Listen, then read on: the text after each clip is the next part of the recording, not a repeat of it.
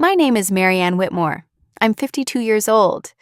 For most of my adult life, I worked as a financial controller for the Whitmore Family Trust, a portfolio worth $38 million in assets, give or take a few shady write-offs.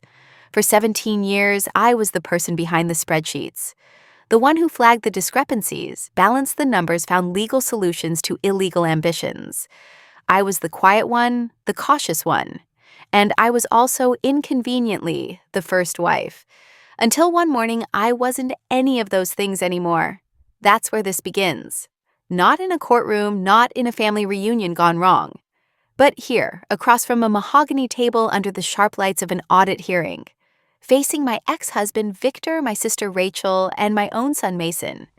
They looked at me like I didn't belong, like I was interrupting a private victory. Victor sat rigid, arms crossed. Rachel had a half smile she wore like armor. And Mason, my son, my blood, refused to meet my eyes. They had taken me out of the family trust, legally, quietly. My name no longer existed in the charter. My access to funds was revoked. My email was deactivated. And my son had signed the final consent form that made it all official. They thought I'd stay silent. They thought silence meant surrender. They didn't know that silence was just the sound of me loading ammunition. I placed 3 leather-bound folders on the table, old things cracked at the spine from years of use. Inside were 17 original receipts printed from an ancient dot matrix printer that still sat in my garage. I laid them out like cards in a game, only I knew the rules too. Then I placed the final item on the table, a court-issued injunction signed that morning. Their attorney leaned forward. So did the lead auditor. The courtroom grew still, almost reverent. Rachel leaned in, her voice acidic. What exactly is this supposed to be? I looked at her not with anger, but with the calm precision of someone who has nothing left to lose. This is a freeze on all disbursements, I said, until an investigation can determine how $7 million in real estate revenue disappeared through a holding company registered in Belize. Victor shifted. Mason blinked hard. The lawyer paled. I turned to the panel. 3 folders, 17 receipts, 1 court order, and a story about trust broken, bought, and reclaimed. This is the part they'll remember. Not the betrayal, not the silence. But the moment the woman they underestimated walked in with a briefcase and left with the whole damn empire on hold.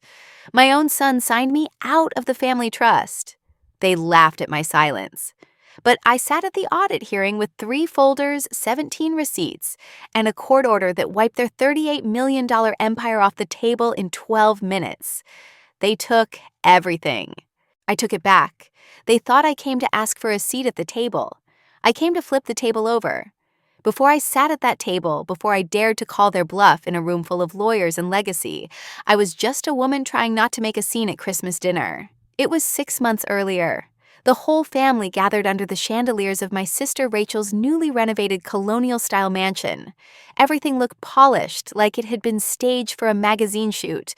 Crystal glasses, imported pine centerpieces, a chef on standby in the kitchen, and me. I was seated at table 20 between a great-uncle I hadn't seen in 10 years and a teenager who thought I was catering staff. The menu had my name wrong. The wine list had Mason's fiancé's name, but not mine. And the dessert, a pumpkin pie, my mother's recipe, the one I'd made every year for 2 decades, sat untouched. Nobody touched it, not even Mason. When the dinner ended, Rachel gave a toast. Victor smiled beside her like they were co-presidents of a country I was no longer a citizen of. And that was the night I knew. I wasn't family anymore. I was tolerated. A month later, I tried to log into the family's internal accounting platform. My password was invalid. My credentials were removed. When I called Mason, he said, "It's nothing personal, Mom. You've been out of the loop. Rachel's taking the lead now." He didn't say it cruelly. He didn't need to. The cruelty was in the assumption that I would understand. It wasn't just about money. It was about being erased. That Christmas pie stayed in my fridge for weeks. I never touched it. But every time I opened that fridge, I remembered they'd already started clearing me out of the picture. Quietly, efficiently. Like deleting a column from a spreadsheet just one click. But I've worked with numbers long enough to know you delete one column and you might just wreck the whole formula. So I started planning. Not revenge.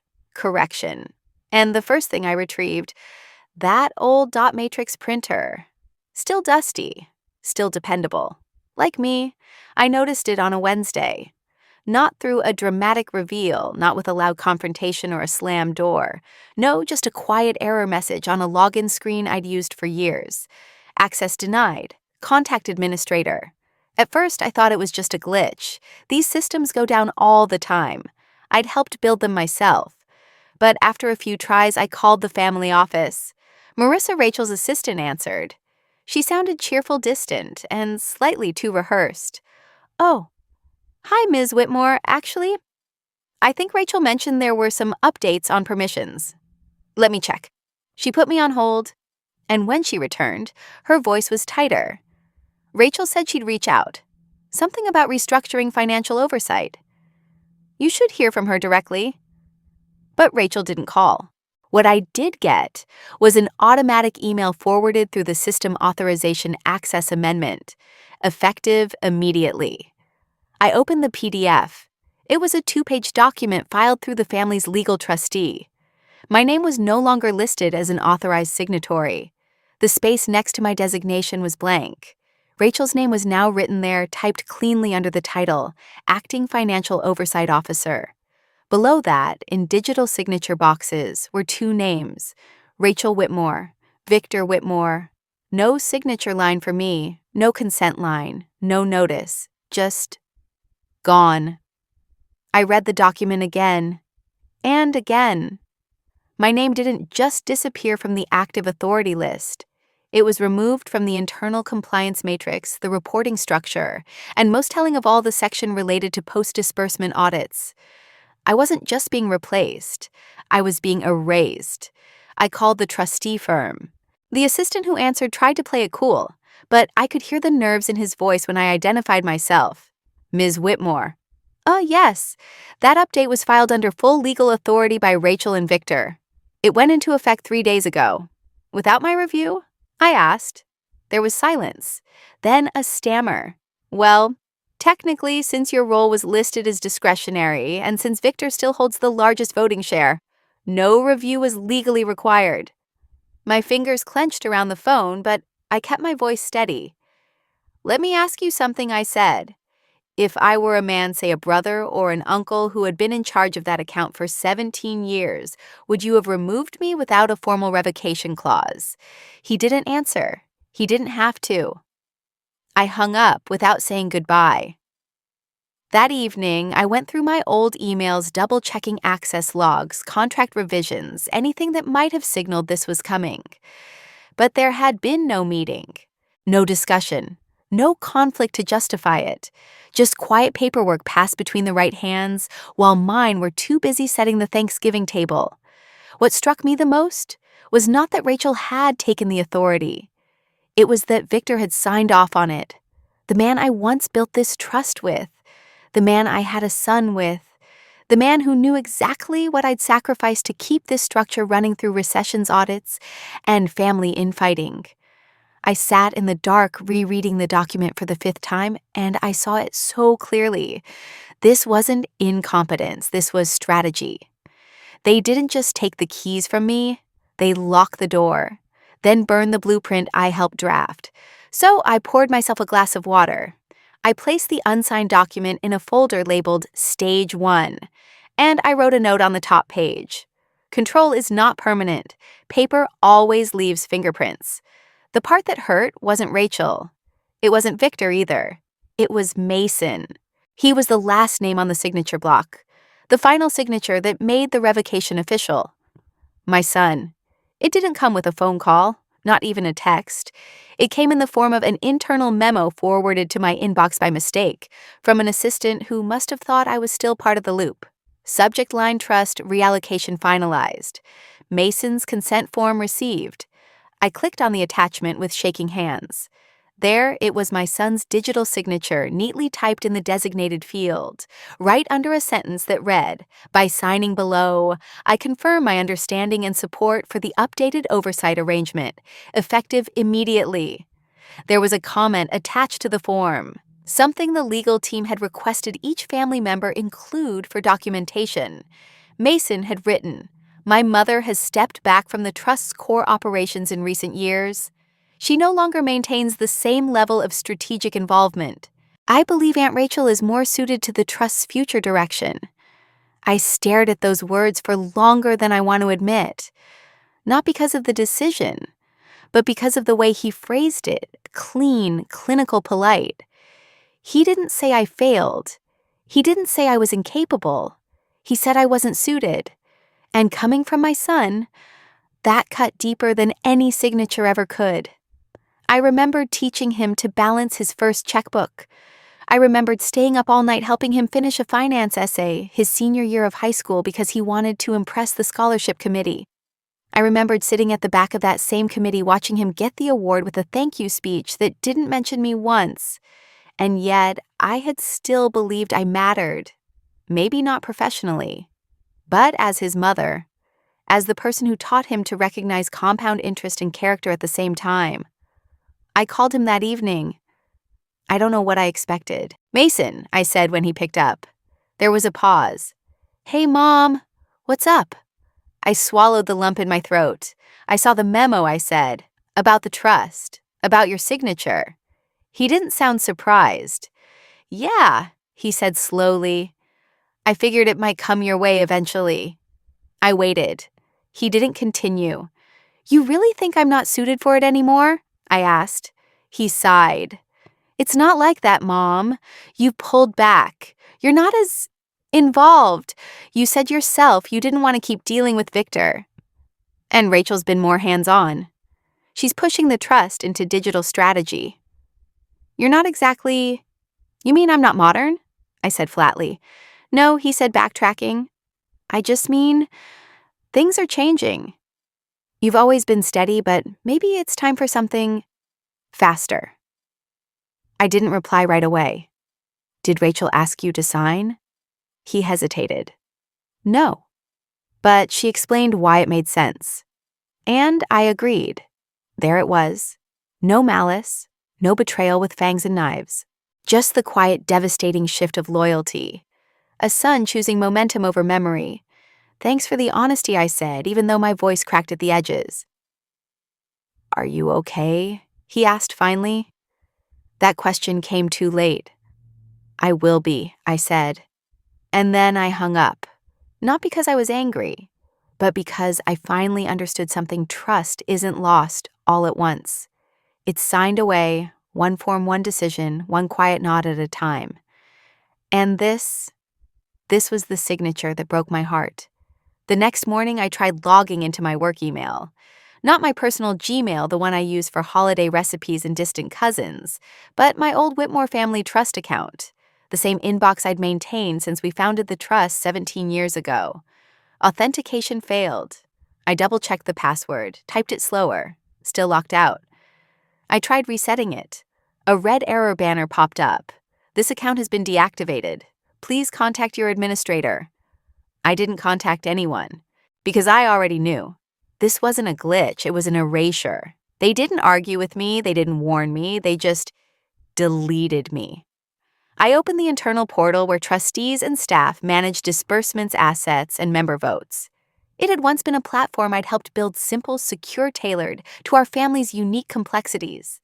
Now my name was gone. Not just my login, my record. No history of input, no archive permissions, no sign that I'd ever touched a single ledger.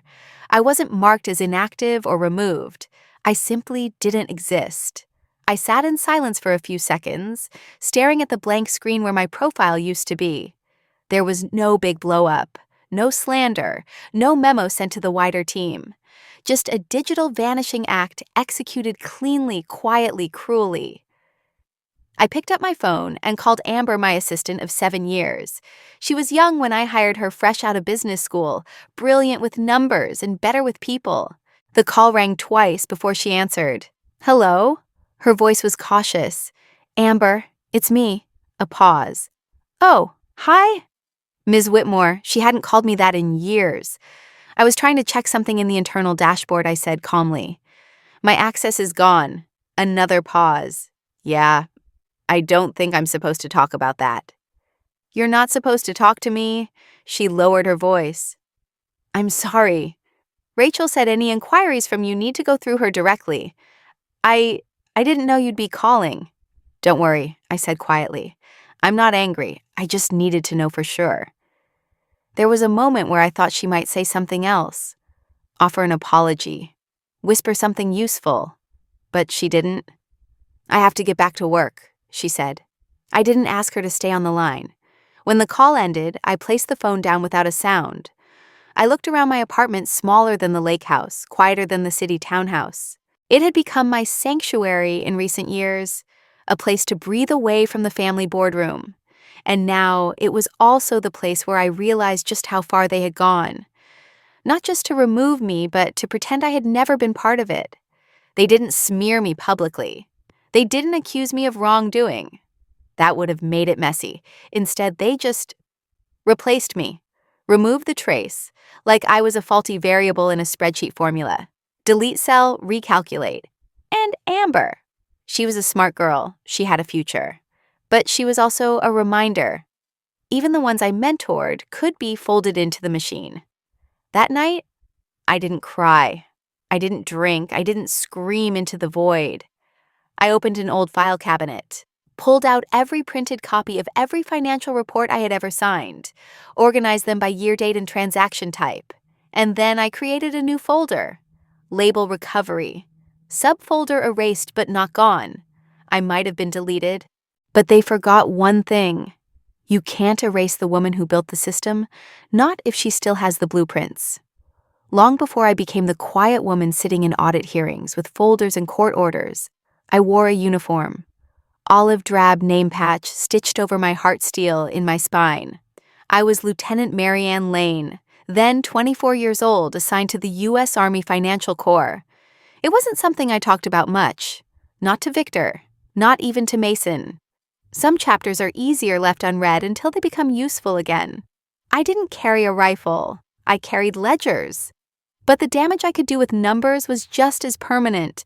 They sent me to bases most people had never heard of, remote, hot, underfunded. I was trained in forensic accounting, internal auditing, fraud detection. Not the kind of skills that win medals, but the kind that uncover ghosts in the balance sheet. In my second year, I was stationed at a logistics command in Texas. It was supposed to be a routine audit, verify procurement channels, ensure contractors were clean, nothing fancy. But something felt off. The supply chain numbers didn't line up. Equipment was being paid for 3 times over. Fuel records were doctored. There were ghost vendors' names that existed on paper, but not in real life. I dug deeper. I cross-checked purchase orders with external databases, pulled old bank statements from archived military disbursements, and started building a picture. It pointed to a single lieutenant colonel who was rerouting contract payments to a dummy account in Panama.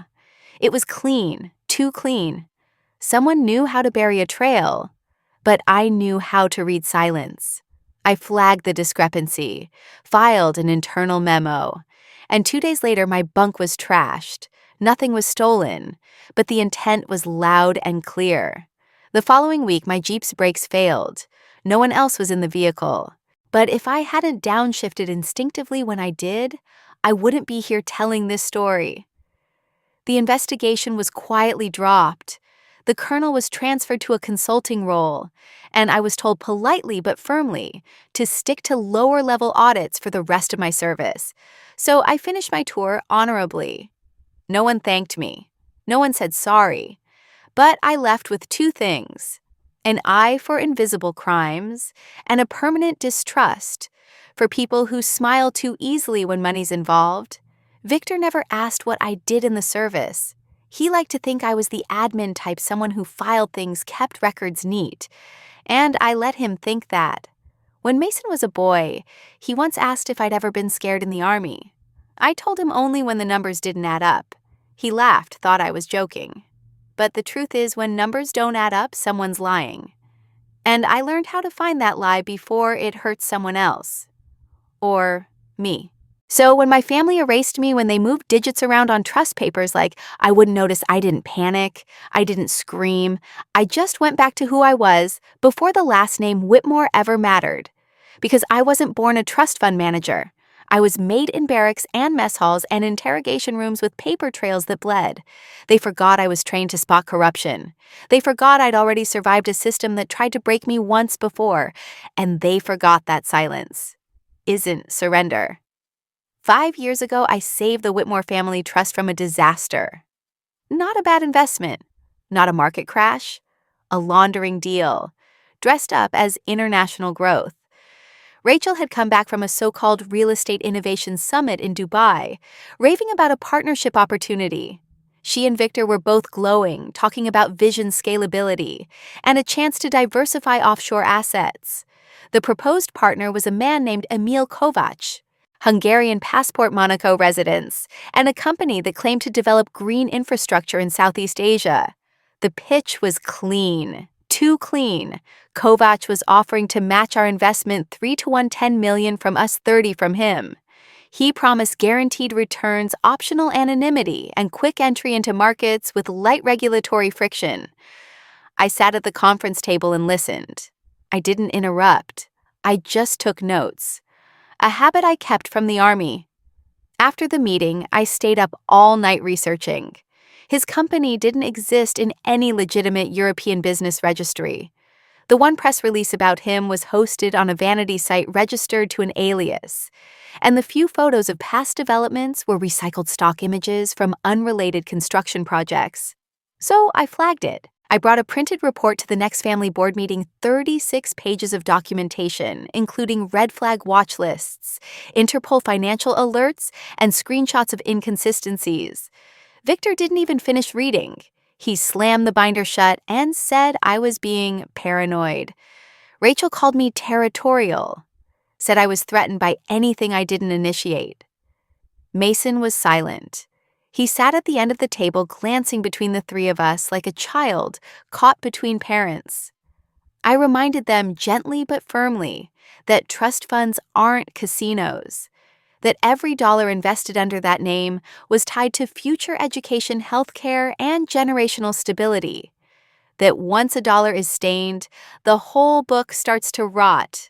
Victor told me I was overstepping. Rachel accused me of sabotaging growth. The deal didn't go through.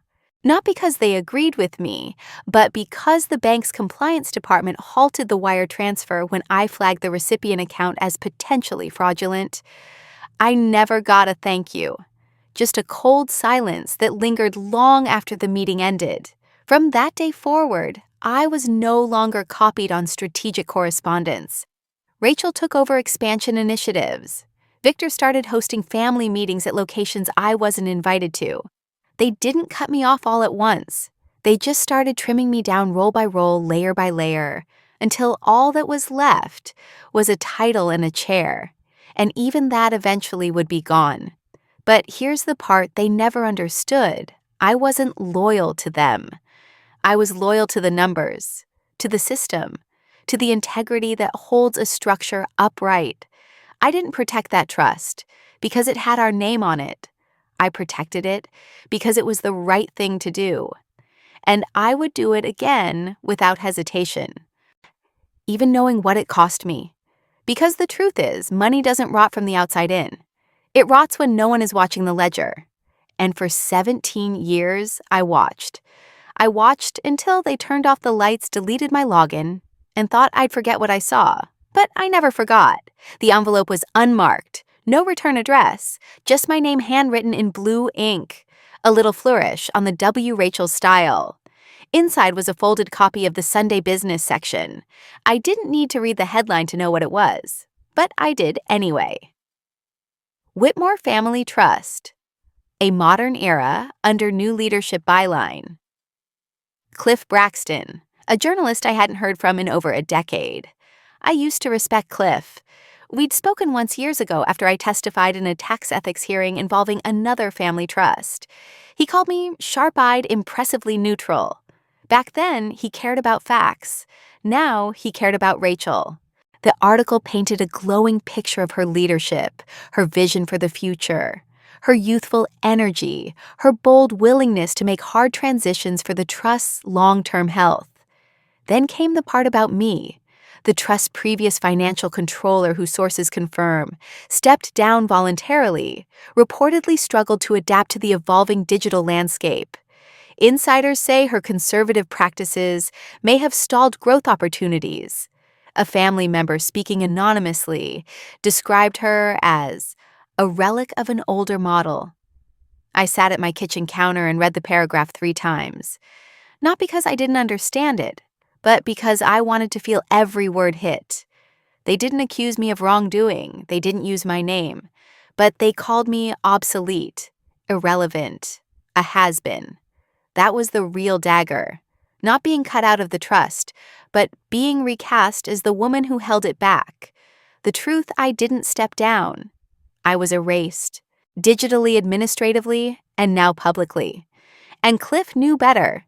He knew the difference between stepping down and being forced out. But he wrote it anyway, because Rachel knew how to trade access for narrative, how to whisper the right quotes to the right man over the right bottle of wine. I didn't cry. I didn't call him.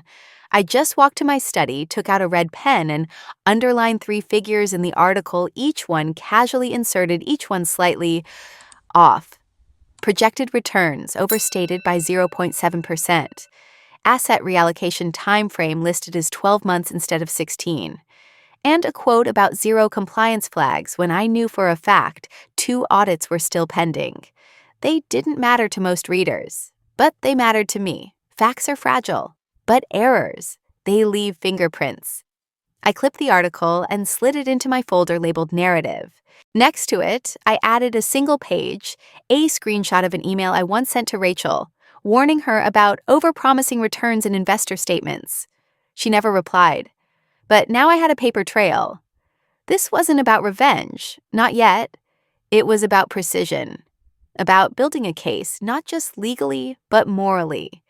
Because someday, when the truth finally broke the surface, I wanted every name, every number, every quote lined up in order, undeniable, unflinching, and unedited.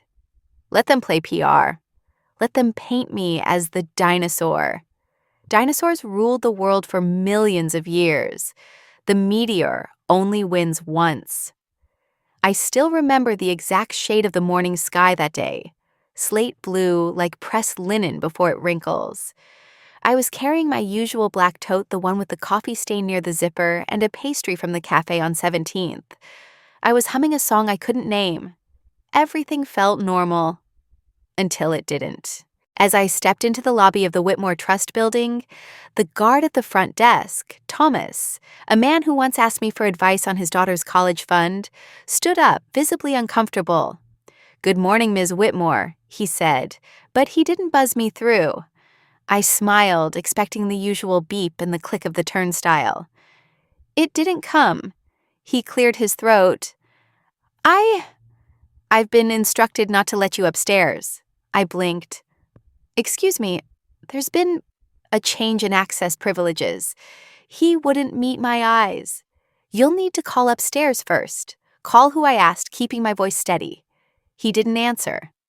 I reached for my phone and dialed the main office line. It rang once, then went straight to voicemail. I tried Amber's cell. She didn't pick up. I tried Mason. He answered.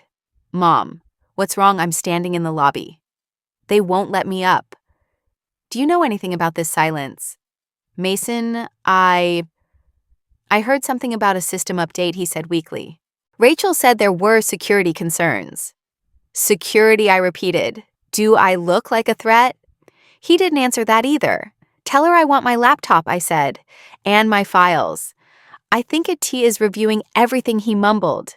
"Just give it a day." I hung up. Thomas looked like he wanted to disappear. I stepped back outside into the cold, stood there for a few seconds, pastry still in hand, cooling fast. Then I turned and walked around the building to the employee entrance. Sometimes old habits kick in. You look for the back door when the front one locks. But the badge reader blinked red. access denied, my office on the 18th floor corner viewed the same space where I'd once worked nights balancing post-recession allocations was no longer mine. I returned the next morning, and the morning after that, until the third day when Amber finally came down. She looked thinner than I remembered. Or maybe it was just the guilt. "Amber," I said, calm as ever. "Where's my laptop?" "I'm sorry," she whispered. "I've been instructed not to release any personal items until legal review is completed." "Legal review?" I raised an eyebrow. "That's my personal property." "I know," she said, almost choking on the words. "But I was told anything that touched trust-related data is under compliance hold." She held out a plain envelope. "This is all I'm allowed to give you." Inside were 3 things: a copy of the official access termination letter, a final paycheck, and a note unsigned, but written in Rachel's handwriting. "Let's all move forward with grace." R. I didn't crumple it. I didn't tear it. I folded it once precisely and slid it into my coat pocket. Amber looked like she might cry. I simply said, "Tell her I never needed the office. I built the system. I remember every part of it."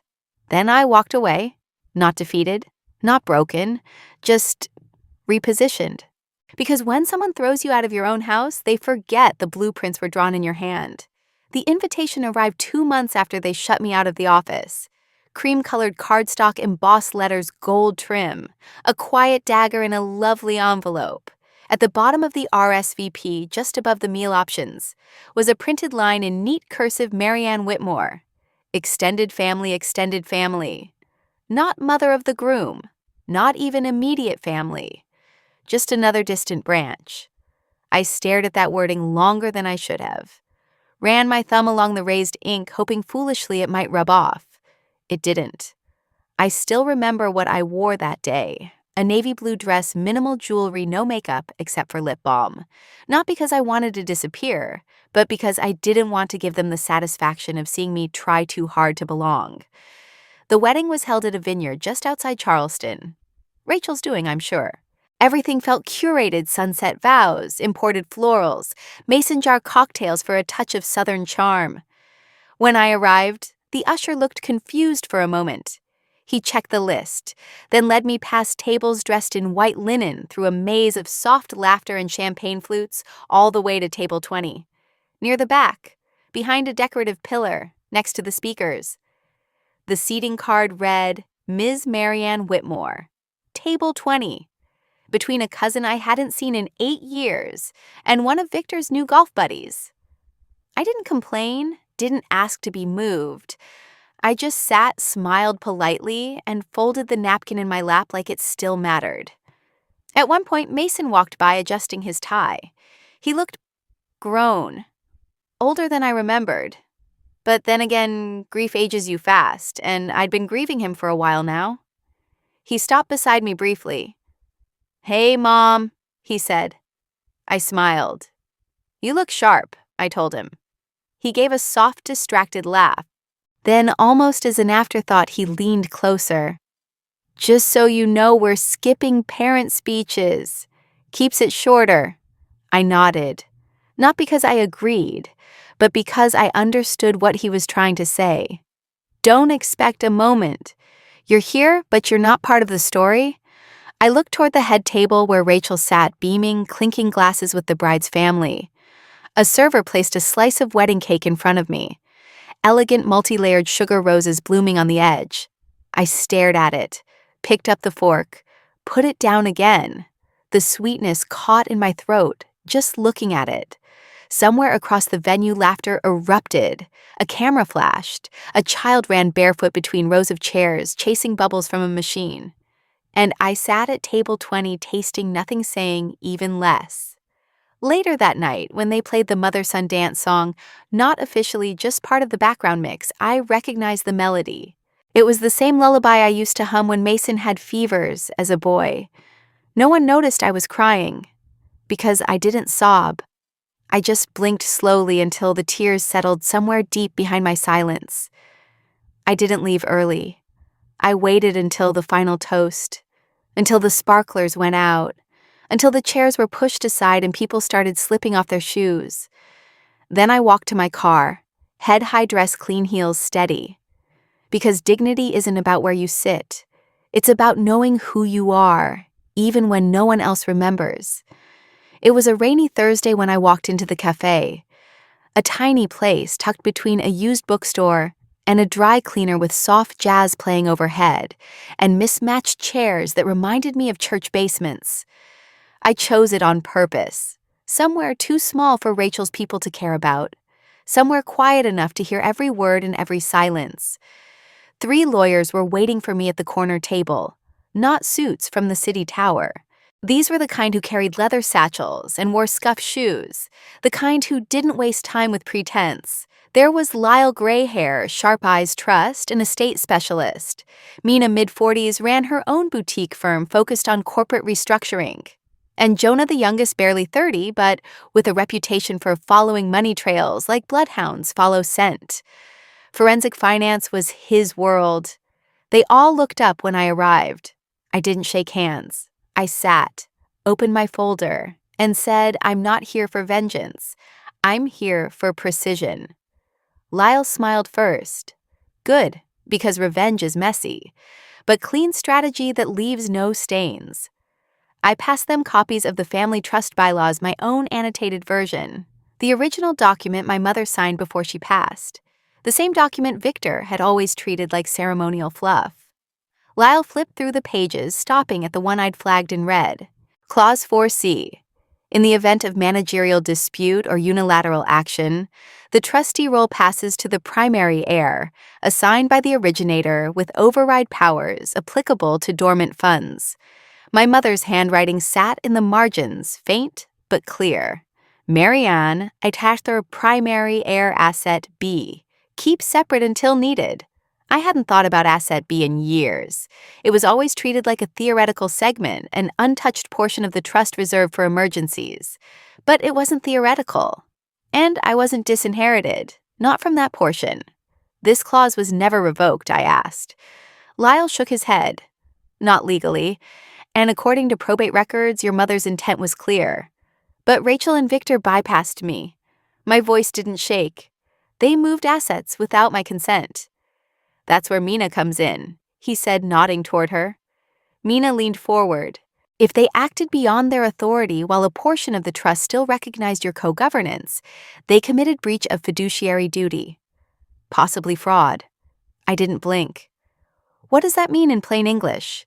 It means Mina said you still have standing. Real legal standing. You can initiate a financial review.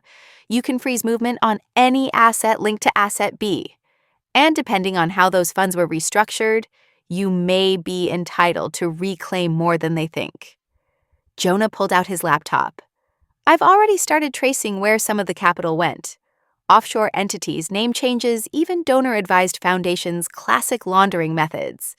They got sloppy in the last 18 months. I've flagged 17 irregular transactions. I exhaled slowly. And you're sure I can do this quietly? I asked. No press? No spectacle? Mina nodded.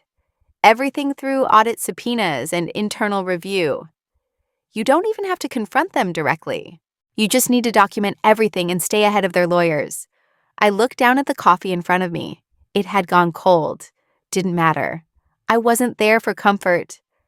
Let's begin, I said. What's the first step? Jonah slid over a checklist. Mina began drafting a letter to the Trust's compliance board. Lyle outlined the timeline for presenting my claim. I didn't interrupt. I just listened, took notes, memorized. And for the first time in months, I felt something settle in me. Not rage, not even relief. Control. Not because I was going to take them down, but because I was going to do it within the system they thought I'd forgotten how to use. This wasn't a comeback. It was a recalibration. They thought I was gone. They thought I'd shrunk into the corner of some forgotten spreadsheet. But I still knew the numbers, still knew the rules. And now I had 3 people across a cafe table who knew how to wield the law as precisely as I wielded a ledger. They tried to erase me, but they left a clause, a door, and I just found the key. The first rule of rebuilding is this: don't announce, execute. While Mina was preparing the compliance challenge and Jonah was tracking the offshore transactions, I turned my attention elsewhere toward the boardroom, not the courtroom. The Whitmore Family Trust wasn't just a vault of cash and property. It held controlling shares in 3 companies, one logistics firm, one renewable energy co-op, and one aging textile manufacturer that Victor always meant to sell but never did. The trust owned a 51% stake in each. The rest belonged to outside investors, distant cousins, retired board members, and a handful of silent stakeholders from when the trust had first expanded in the 1990s. That was my angle. I created 2 intermediary LLCs under unrelated names, one filed in Delaware, one in Wyoming. Both clean, both backed by a dormant account I'd preserved years ago, an account my mother once gifted me with a single sentence: "This isn't for now. It's for when they forget what you've done for them." They had forgotten. And now I was ready. Through these entities, I began making quiet offers. Small, strategic, always just below market value, enough to tempt, not enough to alert. The first sale came from a cousin on Victor's side. He owned 3% of the textile firm and had never cared much about the business. Honestly, he said during the call, "I didn't think anyone even wanted this stock. It's just been sitting there. I'll take the cash." He signed the transfer within a week. Then came a former logistics consultant who'd relocated to Arizona. He sold 2.5%. No questions asked. Each share I acquired was placed under one of the holding companies. No direct trail to me. Not yet. I stayed quiet, declined invites, didn't attend the annual family brunch, didn't respond to the new newsletter Rachel had created to show off her leadership accomplishments. But behind the scenes, I kept buying. Some of them sold for reasons that had nothing to do with trust. They were downsizing, divorcing, paying off mortgages. But others, they sold because they didn't believe in me. One investor, an old college acquaintance of Rachel's, chuckled during negotiations. "I heard you're out. Permanently," he said. "This buyback thing. What's the plan? Nostalgia?" I didn't correct him. I just signed the wire. Another shareholder, a retired attorney, hesitated. "Isn't this a bit personal?" he asked. "No," I replied. "It's arithmetic. By the end of the 3rd month, I controlled 14.3% across the 3 companies. Not enough to dominate, but enough to hold weight, enough to call a vote, enough to start asking questions at the shareholder meetings they thought I'd never attend again. I scheduled those meetings through Jonah's compliance contacts, filed notices through the proper channels, always by the book. Victor and Rachel still hadn't noticed. Their focus was on PR market growth influencer partnerships for the renewable brand. They were so busy playing Empire. They forgot to check the locks on the back door. The silence was the best part. Every signature I collected, every deal I closed, was a reminder. You erased me, but I still remember the system you built, because I built it with you. I didn't need revenge. I needed leverage. And now I had it. One morning, while reviewing my acquisition ledger, I came across a note I'd written to myself years ago on a Post-it, stuck to the back of a ledger binder. Buy in silence. Resurface with structure. I smiled, folded the note, and taped it to the inside of my current notebook, because that's exactly what I was doing. No headlines, no noise, just numbers, stacked in my favor. In the quiet hours of early morning, just before dawn curved over the horizon, I sat at my kitchen table with a single lamp illuminating a spread of spreadsheets, invoices, and bank summaries. The coffee was cold. I didn't notice.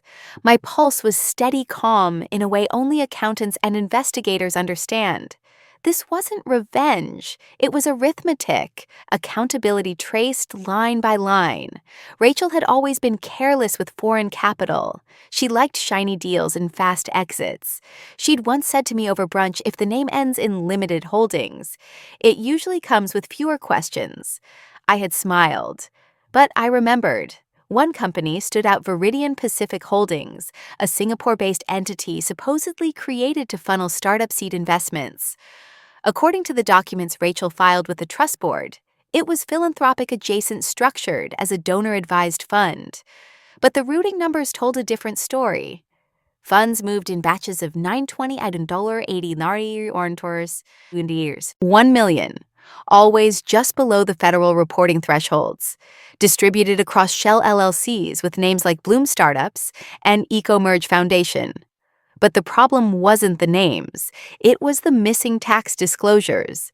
Rachel had failed to file IRS Form 8938 Statement of Specified Foreign Financial Assets for 3 consecutive years. That wasn't just a clerical error, it was a felony. I pieced it together over 12 nights. Each transaction cross-checked with Swift logs Jonah discreetly acquired from a compliance source. Some of the wires originated from servers in the Cayman Islands, others from an Estonian account under the name of a long-dissolved nonprofit. The deeper I went, the more the silence around Rachel's clean audits felt staged. She hadn't just excluded me, she had gambled with the family's legal standing. And she'd done it under the trust's name under my name technically, in segments where I still held dormant authority. That gave me standing. But it also gave me risk. If her scheme came to light the wrong way, I could be swept into the liability. So I chose a different path. One built not on confrontation, but on compliance. I printed out a 14-page packet, labeled it Confidential Potential FBR and FATCA Violation, included photocopies, timestamps, notarized notes, and a breakdown of missing declarations. No cover letter, no sender's name, just a return address linked to a leased P.O. box under one of my Wyoming entities. I mailed it to the Internal Revenue Service Office of Whistleblower Claims in Ogden, Utah. Certified mail, signature required. Then I waited. 4 weeks later, Jonah forwarded me a quiet notice, one that hadn't made headlines. The IRS had opened a preliminary review. Not a full audit, not yet, but they were watching. A week after that, Rachel's assistant emailed the board about delays in offshore reconciliations. She blamed technical lags. I recognized the phrasing. I used it once to cover for a CFO we later indicted. That's the thing about fraud, it always starts with ego, but it crumbles under process. I never told anyone I sent the packet, not even Jonah. This wasn't about applause, it was about structure. If the law moved, I wouldn't have to. Because the moment Rachel was subpoenaed for unreported assets, every decision she'd made while cutting me out would become a liability she could no longer contain. I didn't celebrate. I didn't sip wine. I just opened my calendar and circled a date, May 12th Shareholder Oversight Review, because while the IRS played their part, I had my own hearing to prepare for. And when the board asked where the missing trust profits had gone, I'd be ready to answer with numbers they couldn't ignore. The audit hearing was scheduled for 9 a.m. sharp. Neutral Ground, a private conference center leased by the third-party oversight committee with enough glass walls and cold coffee to make any corporate giant nervous. I arrived at 8:43, wearing a tailored gray suit I hadn't touched in years. Not flashy, not sentimental, just clean. In my left hand, I carried 3 leather folders. In my right, a court-certified envelope. And trailing just behind me was Mina, carrying a slim laptop bag and an unreadable expression. The receptionist checked the attendance sheet, her brow furrowed. Ms. Marianne Whitmore, she asked, eyes scanning the list again. That's correct, I replied. The seat marked Observer B2 should be mine. She hesitated, then checked with someone on the earpiece. 30 seconds later, she nodded. Right this way. As we entered the main room, heads turned. Not all at once, but enough to signal that someone hadn't gotten the memo. Victor, seated nearest the center, had his reading glasses halfway down his nose. He froze mid-sentence. Mason, to his right, stared at me as if I'd just walked out of a grave. He blinked slowly, then looked down at the printed agenda in his lap.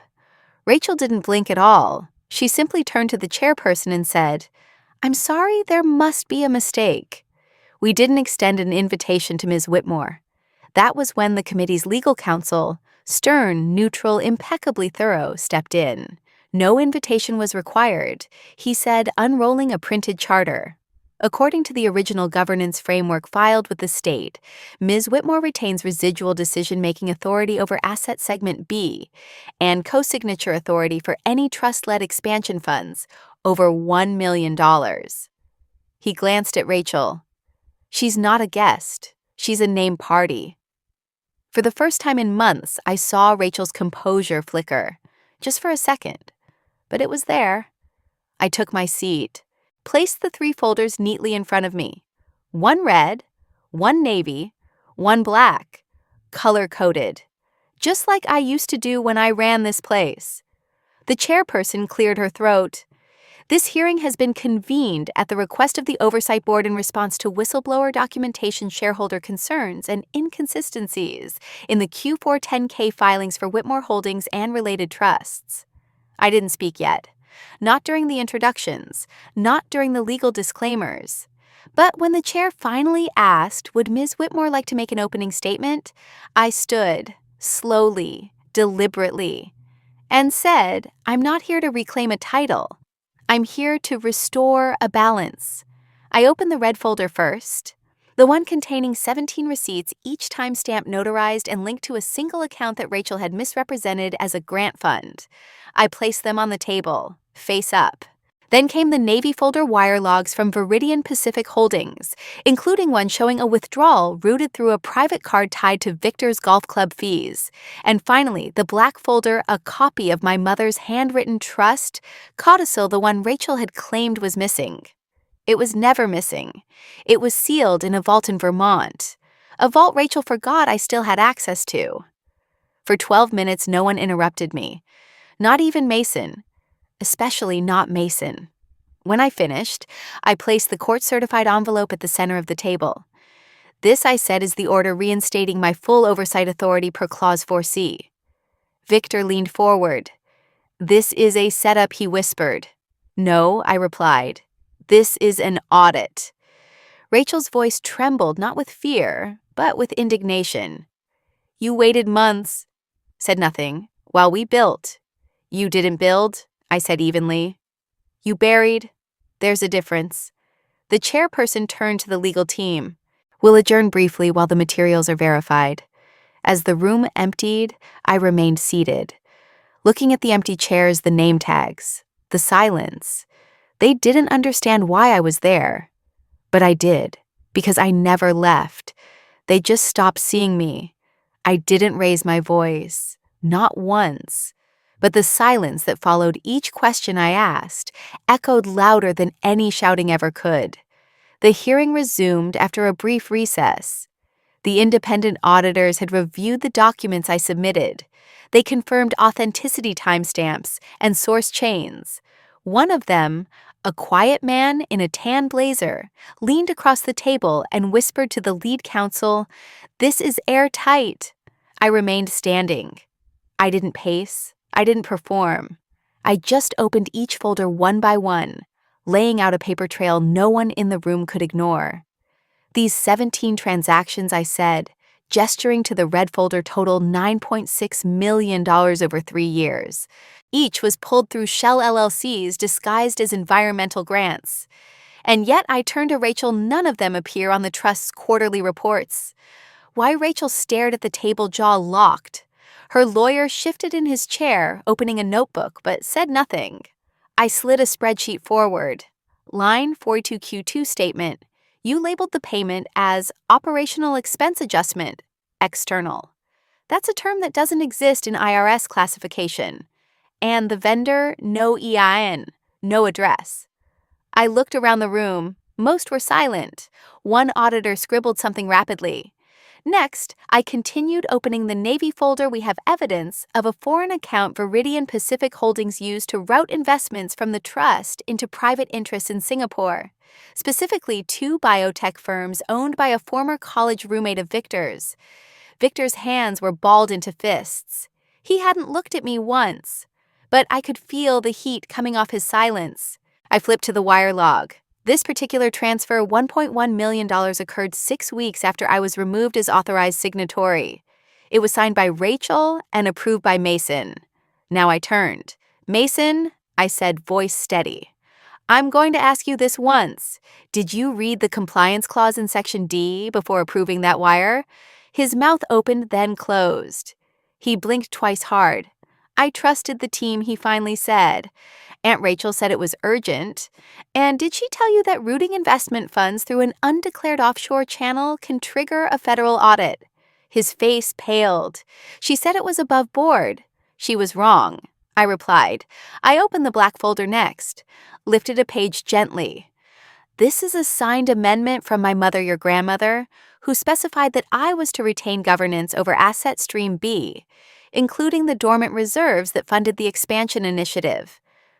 I looked at Rachel again, which you knew, because this copy was stored in the same filing room your assistant accessed when she purged my access credentials. Rachel finally spoke. It was a gray area, she snapped. We made judgment calls. No, I said. You made exclusions, then hid the paper trail, then lied to shareholders. That's not a gray area. That's breach of fiduciary duty. The room stayed quiet. I turned toward the audit committee. These documents prove multiple violations: financial misrepresentation, concealment of offshore assets, and unauthorized use of dormant trust reserves. I'm requesting a formal vote of review and freeze on all outbound transactions effective immediately. Before they could answer, I added one final blow. There's a sealed packet en route to the IRS detailing these findings. Independently. That changed the temperature in the room. Rachel's lawyer paled. Victor looked at her for the first time with something close to fear. And Mason? He looked at me, really looked at me, and I could tell he wasn't seeing a mother anymore. He was seeing something he'd never bothered to ask about. The woman behind the spreadsheets, the soldier behind the quiet. I didn't smile, didn't gloat. I closed the last folder, slid it back into my briefcase, and said, "This isn't vengeance, this is correction." The audit chair cleared her throat. "We'll deliberate, but based on preliminary findings, I anticipate immediate action." I nodded once, gathered my things, and just before I walked out, I turned back and said the only words I had rehearsed. I didn't come here to beg. I came to balance the books. There's a moment in every audit hearing when the emotional tension surpasses the financial stakes. That moment arrived precisely 7 minutes after I presented the sealed court order. The chairwoman adjusted her glasses, leaned forward, and said, "Based on the submitted evidence and pending verification, we will proceed with immediate asset protections." She looked directly at Rachel and Victor. "Effective this hour, discretionary access to trust-controlled capital will be frozen. A third-party custodian will be assigned to oversee disbursements. A full forensic review of all transactions dated the past 5 fiscal years is now underway." Rachel sat back slowly, her arms crossed but trembling just slightly. Victor, on the other hand, erupted. He pushed back his chair with a loud scrape and stood. His voice, once always measured in boardrooms, came out sharp-shaken. "This is outrageous," he barked. "You're dismantling a legacy built over 3 generations." He turned to me as if finally acknowledging my presence. "Marianne, this isn't justice. This is spite. You're burning down your own family's name just to make a point." I didn't flinch. Didn't even stand. I just tapped my pen once against the spreadsheet in front of me, then met his eyes. "No, Victor," I said calmly. "I'm not destroying anything. I'm cleansing it." I stood then, deliberately, with the quiet weight of someone who no longer needed permission to speak. You all made this about power, position, ego. But I was the one who reconciled those ledgers year after year. I saw what was coming long before you realized the floor was cracking beneath your empire. I turned to the board. "Do you know how many of those philanthropic ventures actually passed Due Diligence 3 out of 17? The rest were pass-throughs, shelters, PR smoke." Victor's mouth opened, then closed again. "Don't talk to me about legacy," I continued. "Legacy isn't about how tall the tower stands. It's about whether the foundation holds when no one's watching. You didn't just forget that. You exploited it." I stepped toward the center of the room. let the silence stretch until even the rustling of paper stopped. My job was never to make the family rich. It was to make sure it stayed clean, accountable, transparent. You cut me out because I asked too many questions. Because I didn't smile when the numbers didn't add up. Rachel tried to interrupt. "You're exaggerating." I held up a hand. Not to silence her, to remind her she no longer had the floor. "This isn't personal, it's procedural. And right now, procedure says your access is revoked." The legal counsel nodded. "I've contacted the trust custodian bank. Disbursements are frozen as of 10:06 a.m. Rachel looked stunned. Victor looked defeated. Mason looked away. There was something in his face I hadn't seen since he was a boy. Not guilt, not defiance, shame. The board began collecting the documentation. I handed them a drive-encrypted time-stamped containing digital backups of everything I'd submitted in hard copy. Within 3 days, I said you'll receive an addendum highlighting discrepancies in the Q3 and Q4 filings. There are over 27. I'll help you verify everyone. The lead auditor nodded with something close to admiration. "You came prepared, Ms. Whitmore." I didn't smile, just said I had time. As the room began to clear, Victor made one last effort. "This is bigger than you think. This affects employees, investors, donors." I looked at him, really looked. I know exactly how big this is. And if even one of those employees loses their pension because of what you've done, I'll be the first one subpoenaing you for breach. He stared at me, stunned. I gathered my folders slowly, buttoned my coat, and just before I left the room, I said, "You built a kingdom with cracks in the stone. I'm not the one who broke it. I'm the one who refused to pretend it wasn't crumbling." I walked out without a backward glance, because I didn't need to win the argument. I had already won the audit. The building emptied slowly. People left in clusters, attorneys with binders, board members with nervous glances, auditors whispering into phones. But Mason stayed behind. I didn't look up when he approached. I was tucking the last receipt into a folder, lining the edges perfectly. Precision helped me breathe. "Mom," his voice was softer than I remembered. He hadn't called me that in months. I looked up. He stood in front of me, shoulders stiff, eyes, down hands tucked awkwardly into the pockets of a suit that still looked too large for his choices. For a moment he didn't say anything more, just stood there. Then finally, "I didn't understand you anymore. Not since Dad passed. Not since you stopped coming to the lake house." I said nothing. "I thought you were angry," he continued, "or bitter, or tired of us." Still, I waited. He cleared his throat. "But today, watching you speak like that with numbers I couldn't argue with calm I didn't deserve, I started to realize maybe I never really understood you in the first place." His voice cracked. "Just once."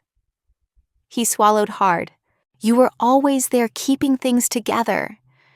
And I thought because you didn't shout, you didn't care. But you..." He looked away for a second, then back. "You were holding it up alone." The weight of those words didn't fall heavy on me. They landed quietly, like something I'd already accepted. I nodded once, closed my folder, and picked up my coat. Then I asked, without changing my tone, "Did you bring pie?" He blinked. "What pumpkin pie? From that shop on 3rd Avenue.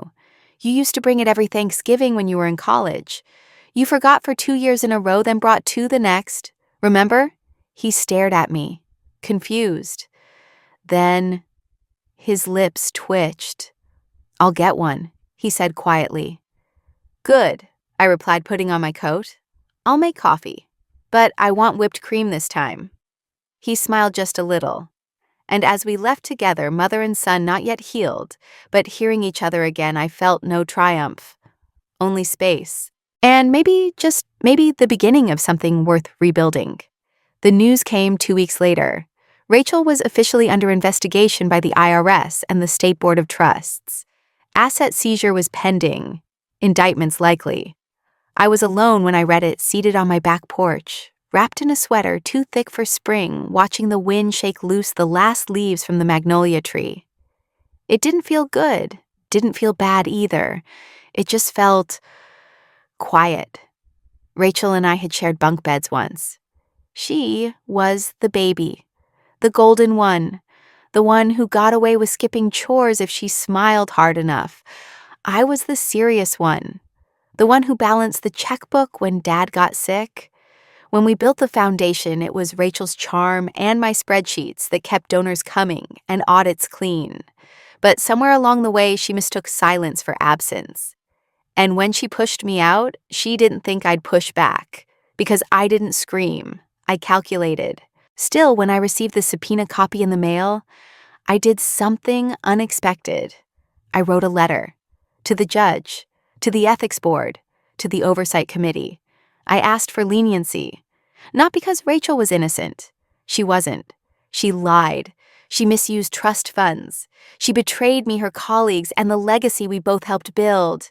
But she wasn't evil. She was scared, chasing relevance in an empire she thought would outgrow her. And in trying to outrun time, she trampled over people who once held her hand. In my letter, I wrote Rachel Whitmore is not a threat to society. She is a cautionary tale. I asked the court to consider the weight of humiliation already endured. She has lost access, credibility, and family. I ask for accountability, not annihilation. People asked why I did it. I told them, because winning doesn't mean destroying, and because I didn't want my sister to learn through prison walls what she could still learn from reflection. I never got a thank you. I never expected one. But weeks later, a single envelope arrived in my mailbox. No return address, no signature, just one sentence on a torn scrap of newspaper. Your silence was never weakness. It was her handwriting. I didn't cry. I just underlined the sentence once and folded it into the last page of my audit folder. Not for proof, not for sentiment, just to remind myself that justice, when it's real, doesn't need to roar. They offered me the executive chair, unanimously, a formal vote, applause even. I said no. I wasn't interested in titles anymore. I had worn the badge, carried the ledger, balanced everyone else's ambitions on the edge of my discipline. But I didn't want to run the house we had rebuilt. I just wanted to make sure no one ever burned it down again. So I accepted a quieter role, independent advisor to the oversight board. No power to sign, only power to question. And that was enough. With the settlement funds, I created a small program. It's not flashy, no gala dinners, no press releases. Just a scholarship, the Quiet Keeper Fund, named for those of us who hold things together in silence until no one notices we've disappeared. Each year, we select 3 women, usually in their late 40s or 50s, who've been laid off, overlooked, or erased from their industries. They come from finance law, auditing anywhere truth hides in footnotes and policies. The fund covers their tuition in ethics, regulatory law, or forensic accounting. And once a year, I invite them to dinner, always at the same small restaurant, always at the same corner table. We don't talk about betrayal or courtrooms. We talk about resilience and pie. Yes, pie. Pumpkin pie specifically. I tell them the same story every time about the Thanksgiving, where I brought a perfect warm homemade pie to my family gathering. And no one touched it. Not a single slice. Because by then, I had become a stranger in my own kitchen, a guest in the home I helped build. The first time I told that story to the scholars, one of them cried, not because of the pie, but because she had lived it 2 different table, different city, same silence. That's the thing no one prepares you for when you're erased. It's not the anger that breaks you, it's the echo, the way people look through you instead of at you, the way your absence becomes more comfortable than your presence. That's why I fund these women, not to fight, but to re-enter, to step back into rooms they were once escorted out of and do it with credentials, confidence, and calm. I never stayed past dessert. I always excuse myself early. But before I leave, I pass out folders, 3 of them, each labeled with the same phrase, "You are not invisible. You are just underestimated."